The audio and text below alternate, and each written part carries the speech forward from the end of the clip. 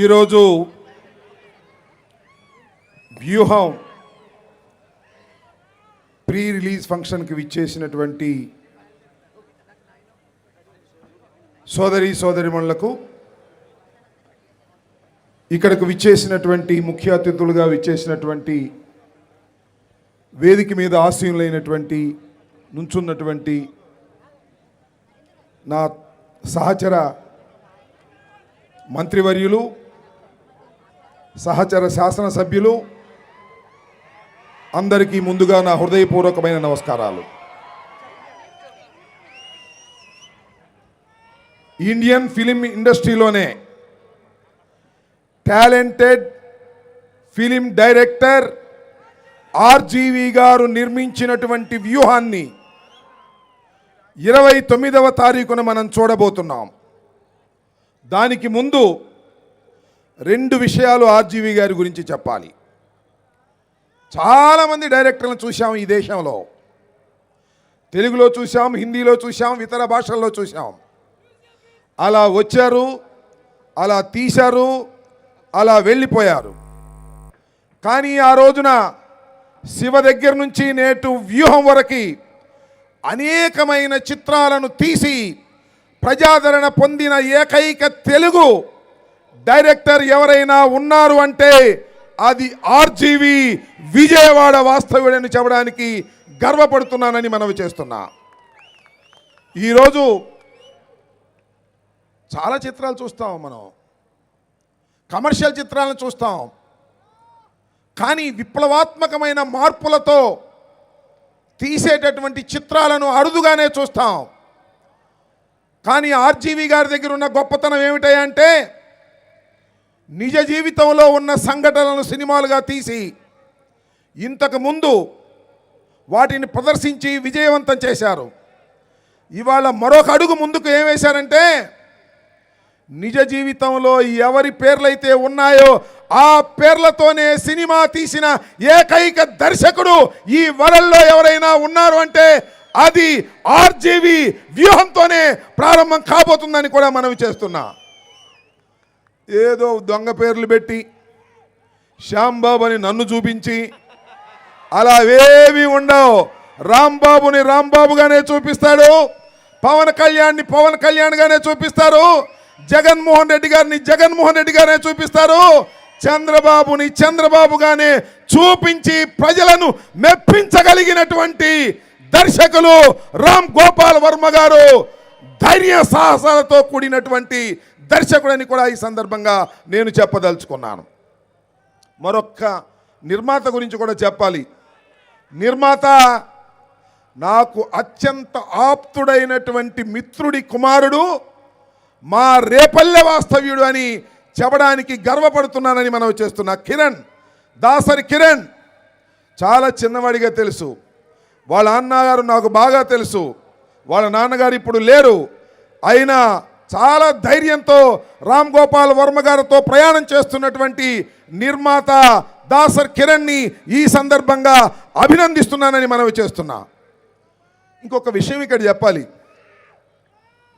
నేను రాజశేఖర రెడ్డి గారితోనూ సన్నిహితంగా ఉన్నా, జగన్మోహన్ రెడ్డి గారితోనూ సన్నిహితంగా నడుస్తున్నా, ఇద్దరిని దగ్గరగా చూశా. అలా దగ్గరగా చూసినటువంటి ఇద్దరి ప్రముఖ వ్యక్తులను మా ఆర్జీవి గారు ఎలా ఆవిష్కరించబోతున్నాడో అని కుతూహలంగా ఎదురు చూస్తున్న హృదయం మీది, నాది, మన అందరిది అని కూడా మనవి చేస్తున్నా. నేను ఒకటి అడుగుతానండి. ఈనాడు పత్రిక ఉంది, దానికి రామోజీరావు గారు అధిపతి. తెల్లారు లెగిస్తే ఏమి రాస్తాడు?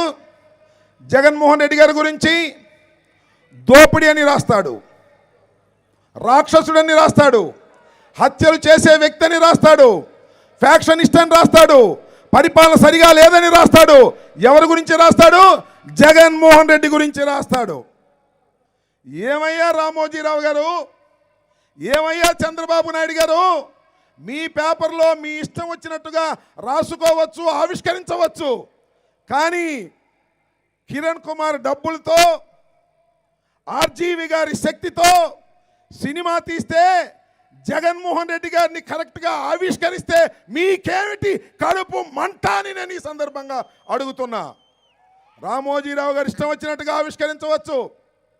అలాగే రాధాకృష్ణ తెల్లారు లెగిస్తే పేపర్ ఉంది కదా అని మీ పత్రికల్లో మీరు ఇష్టం వచ్చినట్టుగా జగన్మోహన్ రెడ్డి గారిని ఆవిష్కరించవచ్చు, దుర్మార్గుడిగా ఆవిష్కరించవచ్చు. కానీ రామ్ గోపాల్ వర్మ గారు జగన్మోహన్ రెడ్డి గారిని ఉన్నది ఉన్నట్టుగా, చంద్రబాబుని ఉన్నది ఉన్నట్టుగా, లోకేష్ని ఉన్నది ఉన్నట్టుగా ఆవిష్కరిస్తే మీకేమిటయ్యా కడుపు మంట అని ఈ సందర్భంగా అడుగుతా ఉన్నా. దానికి లాజిక్ ఏమిటి, ధర్మం ఏమిటో ఒక్కసారి ఆలోచించవలసిందిగా ఈ రాష్ట్ర ప్రజానీకాన్ని అడుగుతున్నానని మనవి చేస్తున్నా. ఇవాళ చాలా సంతోషం. ఒక చిత్రాన్ని చిత్రంగా వాస్తవానికి అతి దగ్గరగా ఇవాళ తీస్తున్నారు. నాకు అనిపిస్తుంది ఏంటంటే జగన్మోహన్ రెడ్డి గారి రాజకీయ జీవితం విషాదంతో ప్రారంభమైంది. అది ఎక్కడి దాకా వెళ్ళింది? విజయం దాకా వెళ్ళింది. విషాదంతో ప్రారంభమై విజయం దాకా వెళ్ళినటువంటి జగన్మోహన్ రెడ్డి గారి జీవితాన్ని 2 పార్టులుగా ఆవిష్కరిస్తున్నటువంటి వ్యక్తి రామ్ గోపాల్ వర్మ గారు, ఆర్జీవి గారు. విషాదంతో ప్రారంభమై విజయం దాకా ఇప్పుడు దాకా ప్రయాణం చేసినప్పుడు ఈ మధ్య ప్రయాణంలో కుట్రలు, కుతంత్రాలు, వ్యూహాలు అన్నిటినీ ప్రజా సంకల్ప యాత్ర అనే పాదయాత్రతో తొక్కుకుంటూ నడిచి వెళ్ళినటువంటి వీరుడు జగన్మోహన్ రెడ్డిని ఏ విధంగా ఆవిష్కరించారో చూడాలని కుతూహలంగా ఉంది. 28ని చూపిస్తారో, మాకు 29ని హాల్లోనే చూపిస్తారో మాకు తెలియదు, కానీ బ్రహ్మాండంగా ఆవిష్కరించారని నాకు అర్థమవుతుంది. ఏమిటి అంటే లోకేష్ వెళ్ళి కోర్టులో పిటిషన్ వేశాడంట.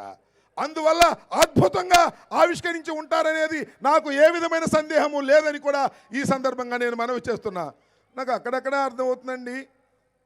రామ్ గోపాల్ వర్మ గారు చాలా సీరియస్గా డిస్కషన్ జరుగుతుంటే ఆ చిత్రంలో మధ్యలో ఒక అతను కారపూస తింటూ ఉంటాడు, మధ్యలో ఒక అతను బత్తాకాయలు తింటూ ఉంటాడు.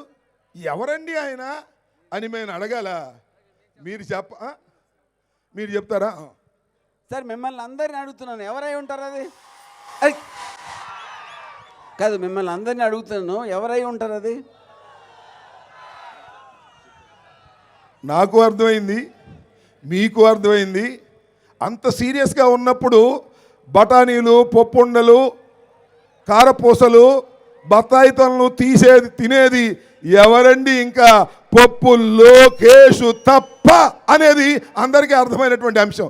ఇలాంటి అనేకమైనటువంటి ఎంత సీరియస్ పాలిటిక్స్ అయినా మధ్యలో అక్కడక్కడ కొద్దిగా హాస్యం ఉండాలి. అప్పుడప్పుడు శాసనసభలో కూడా మేము సీరియస్గా జరుగుతున్నప్పుడు కొద్దిగా హాస్య గుళికలు వాడతాం. వాడకపోతే మజా ఉండదు. ఎంత సీరియస్ రాజకీయాలు నడుస్తున్నా జగన్మోహన్ రెడ్డి గారికి, చంద్రబాబు నాయుడు గారికి మధ్యన ఎంత సీరియస్గా నడుస్తున్నా, జగన్మోహన్ రెడ్డి గారికి, చంద్రబాబు నాయుడు గారికి, అదేవిధంగా పవన్ కళ్యాణ్ గారికి మధ్యన ఎంత సీరియస్గా నడుస్తున్నా మధ్యలో ఎవరో ఒక జోకర్ కావాలి. ఆ జోకర్ని సృష్టించలేదు, వాళ్లే సృష్టించి పక్కన పెట్టుకున్నారు. అతని లోకేష్ అని చాలా విడమర్చి చెప్పినటువంటి వ్యక్తి ఆర్జీవి గారు. నేను మనవి చేస్తున్నా, ఇంకా చెప్పాలంటే చాలా విషయాలు ఉన్నాయి, చాలామంది వేదిక మీద ఉన్నారు. రాజకీయ ఉపన్యాసాలు కాదు, కానీ నాకంత కుతూహలం. ఈ దేశంలో, ఈ రాష్ట్రంలో అత్యంత ప్రజాదరణ కలిగినటువంటి ఏకైక నాయకుడు జగన్మోహన్ రెడ్డి అనడంలో సందేహం లేదు. ధైర్య సాహసాలలో జగన్మోహన్ రెడ్డి గారిని మించినటువంటి నాయకుడు ఈ దేశ రాజకీయాల్లో లేడు అని కూడా ఈ సందర్భంగా ధైర్యంగా చెప్తున్నా. నేను ఇంకొక మాట చెప్పి ముగిస్తా. రాజశేఖర రెడ్డి గారిని చూశా, అతి దగ్గరగా చూశా, వారితో ప్రయాణం చేశా. జగన్మోహన్ రెడ్డి గారిని మరింత దగ్గరగా చూస్తున్నా. 100 రాజశేఖర్ల పెట్టు ఒక్క జగన్మోహన్ రెడ్డి అని మనవి చేస్తున్నా. తండ్రిని మించిన తనయుడు కాబోతున్నాడు ఈ రాష్ట్రంలో. తిరుగులేని ఆధిపత్యాన్ని ప్రజల గుండెల్లో పొందినటువంటి వ్యక్తి జగన్మోహన్ రెడ్డి. జగన్మోహన్ రెడ్డి గారిని ఓడించటానికి ప్రయత్నం చేసే ఏ శక్తి అయినా మట్టి కరవక తప్పదు. ఆ పీకే అయినా ఈ పీకే అయినా ఏ పీకే అయినా జగన్మోహన్ రెడ్డి గారి ముందు బలాదూరనని ఈ సందర్భంగా తెలియజేస్తూ దాసర్ కిరణ్ నిర్మాణంలో తయారైనటువంటి వ్యూహం ఆర్జేవి గారి పర్యవేక్షణలో దర్శకత్వంలో తయారైన వ్యూహం 29న రిలీజ్ అయి ప్రజాదరణ పొంది ఆర్థిక లాభాలను పొంది కొత్తగా ఆర్జీవి గారికి పేరు దీంతో వస్తుందని నేను అనుకోను. ఎప్పటి నుంచో పేరు ప్రఖ్యాతులు గడించినటువంటి వ్యక్తి అలాంటి ఆర్జీవి గారికి మరింత పేరును తెచ్చేటటువంటి చిత్రంగా ఇది రాజకీయాల్లో నిలిచిపోవాలని రాజకీయ చిత్రం ఇది. దీనిలో ఏం మొహమాటమేం లేదు. ఆయన ఏం మొహమాటంగా చెప్పడం లేదు. జగన్ గారిని జగన్ గారే అన్నాడు, చంద్రబాబుని చంద్రబాబే అన్నాడు, పప్పును పప్పే అన్నాడు. ఎక్కడ నాటకాలు లేకుండా. నాకు ఇంకొక విషయం చెప్పాలి, ఇక్కడ చాలా టైం అవుతుంది. నాకు అత్యంత అభిమానవంతుడైనటువంటి దర్శకుడు మనిషి కూడా రామ్ గోపాల్ వర్మ అని చెప్తున్నా. ఎందుకంటే మేము నిజాలు చెప్పలేం, మీరు నిజాలు చెప్పలేరు, ఎక్కడో ఒక చోట అబద్ధం ఆడతారు.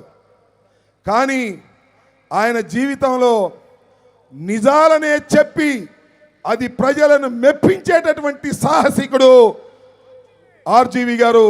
అందుకని ఆయన్ని అభిమానించవలసిందేనని మనవి చేసుకుంటూ ఈ అవకాశం కల్పించినటువంటి కిరణ్ గారికి, ఈ అవకాశం కల్పించినటువంటి ఆర్జీవి గారికి నా హృదయపూర్వకమైనటువంటి ధన్యవాదాలు తెలియజేసుకుంటూ సెలవు తీసుకుంటున్నాను. జై హింద్, జై జగన్. థ్యాంక్ యూ రాంబాబు గారు, థ్యాంక్ యూ సో మచ్. ఇప్పుడు మినిస్టర్ జోగి రమేష్ గారిని మాట్లాడవలసిందిగా కోరుకుంటున్నాం. రమేష్ గారు వారిని మాట్లాడవలసిందిగా కోరుకుంటున్నాం.